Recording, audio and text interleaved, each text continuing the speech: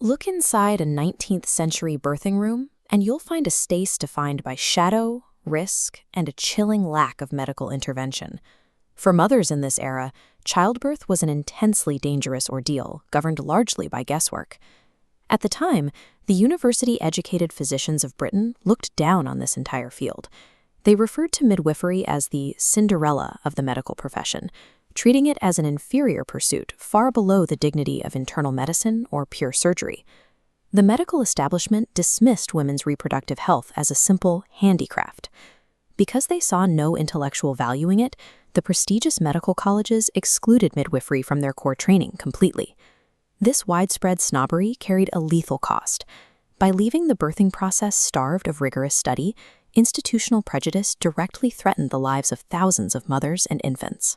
The person who finally broke this deadly cycle was nowhere near the aristocratic halls of Oxford or Cambridge. William Tyler Smith was born in 1815 in rural Gloucestershire, the eldest son of a provincial baker and gardener. He carried severe physical burdens from a young age. Chronic illness plagued his youth, and he developed a pronounced stutter.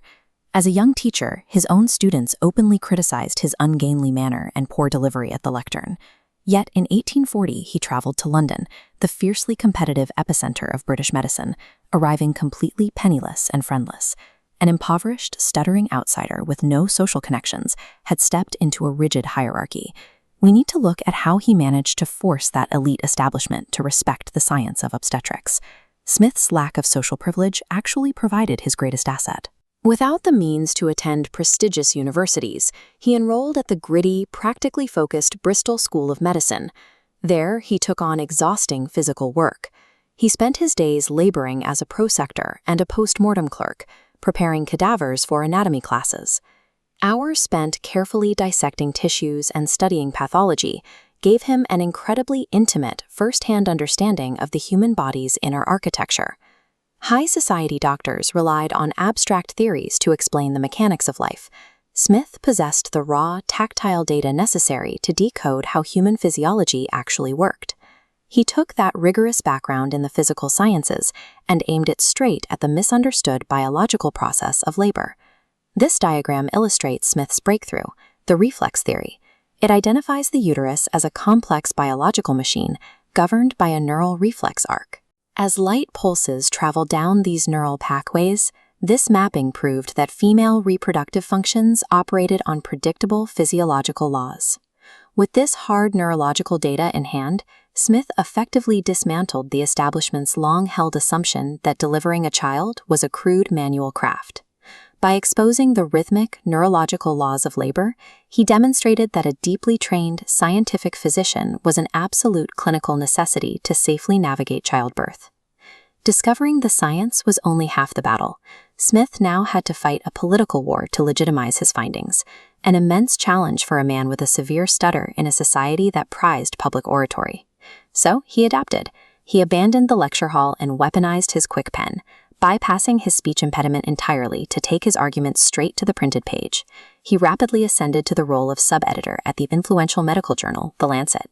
From that desk, he launched a relentless crusade against the medical quacks who were exploiting Victorian patients. In 1858, Smith bypassed the dismissive royal colleges by organizing the Obstetricial Society of London.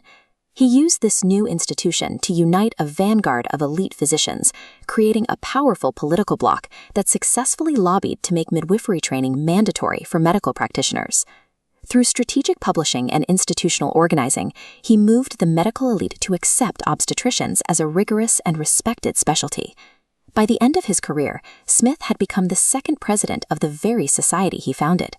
He served as a respected, wealthy magistrate, and he authored the definitive medical textbook on obstetricians for his generation. The boy who started out as a penniless baker's son from the provinces now stood firmly at the pinnacle of British medicine. His personal ascent mirrored the professional ascent of his field.